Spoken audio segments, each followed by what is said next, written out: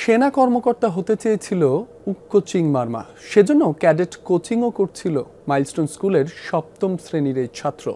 বিমান বিধ্বস্তের ঘটনায় সব স্বপ্ন শেষ। আগুনে পুড়ে একমাত্র সন্তানের করুণ মৃত্যুতে নির্বাক হতভাগ্য মা বাবা।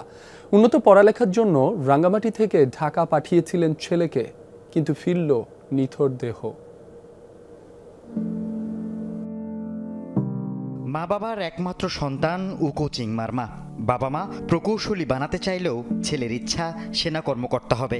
সে স্বপ্ন পূরণে ছেলেকে রাঙ্গামাটি থেকে নিয়ে ভর্তি করান ঢাকার উত্তরায় মাইলস্টোন স্কুল অ্যান্ড কলেজে। হোস্টেলে থেকে চলছিল ক্যাডেট কোচিংও, কিন্তু বাবা মা ছেলে কারো স্বপ্নই পূরণ হলো না। সে চলে গিয়েছিল ঢাকায় ক্যাডেট কোচিংয়ের উদ্দেশ্যে, যে সে একজন ক্যাডেট হবে, বাট তার স্বপ্নটা পূরণ হয়নি। অকালেই সরে গেল, অনেক বড় একটি প্রতিষ্ঠানটা তার খসে গেল।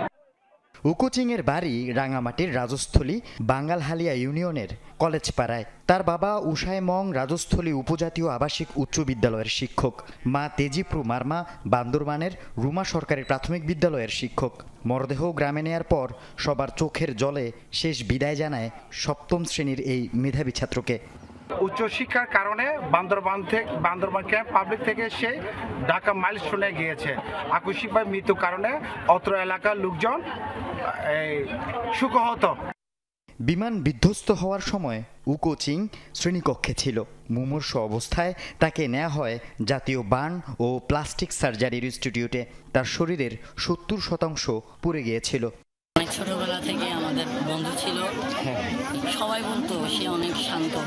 ও যখন ছুটি আসতো আমি ওর বাসায় বেশিরভাগই যেতাম। আল আমিন শিকদার, যমুনা নিউজ।